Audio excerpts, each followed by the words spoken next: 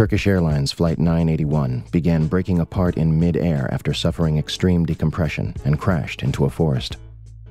All 346 people were killed. 40 bodies were recovered, 6 of them still in their seats. Air India Flight 182 was blown up in mid-air by a bomb over the Atlantic Ocean. Wreckage from the plane and 131 bodies were recovered, with autopsies performed. Japan Airlines Flight 123 suffered mechanical failures 12 minutes into its flight and crashed into a mountain. It remains the single deadliest aircraft incident in history. Wreckage and even 4 survivors out of the 500 passengers were recovered. Those are just 3 examples. 10:03 a.m., Shanksville, Pennsylvania.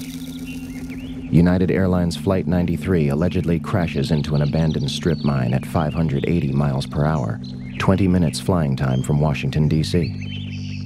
Speculation ran rampant that the plane had been shot down. What really happened near Shanksville, Pennsylvania on 9/11 remains a mystery. But one thing seems clear. A 757 did not crash intact into a field in Shanksville, Pennsylvania.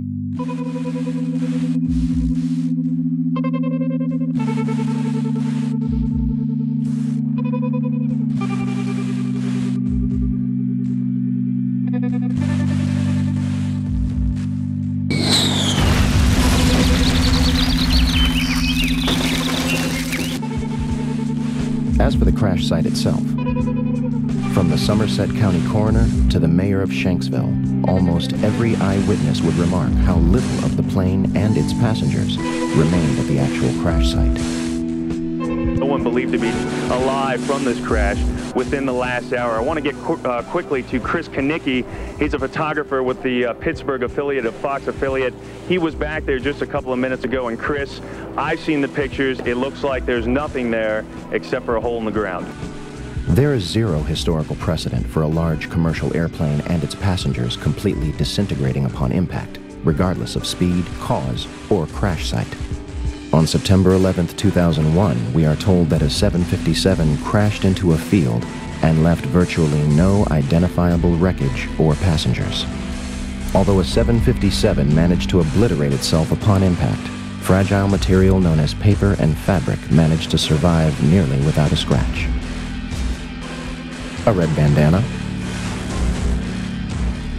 a Kingdom of Saudi Arabia driver's license, John Talagnani's driver's license,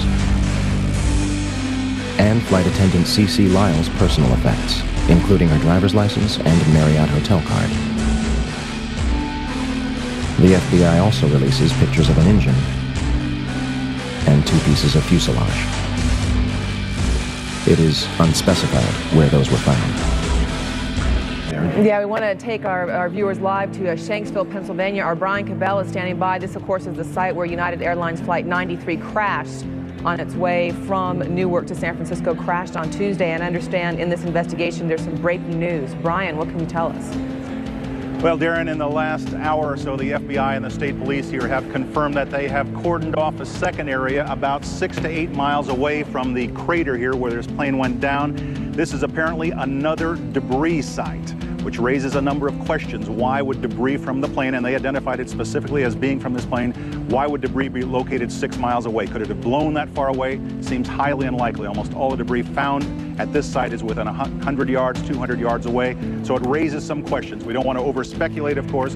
It seems to me from covering a number of plane crashes on the scene that, if nothing else, you can say this is not typical for a plane crash to be spread across an area this large. It certainly doesn't make sense because most of the debris has been found in a very compact area within 100 yards, 200 yards, maybe a little beyond that. And then all of a sudden they're telling us 6 miles away they have another concentration of debris. They say it's very small pieces. Most of these are very small pieces. Most of the pieces here are no bigger than the size of a briefcase, they say, and the pieces 6 miles away maybe even smaller than that.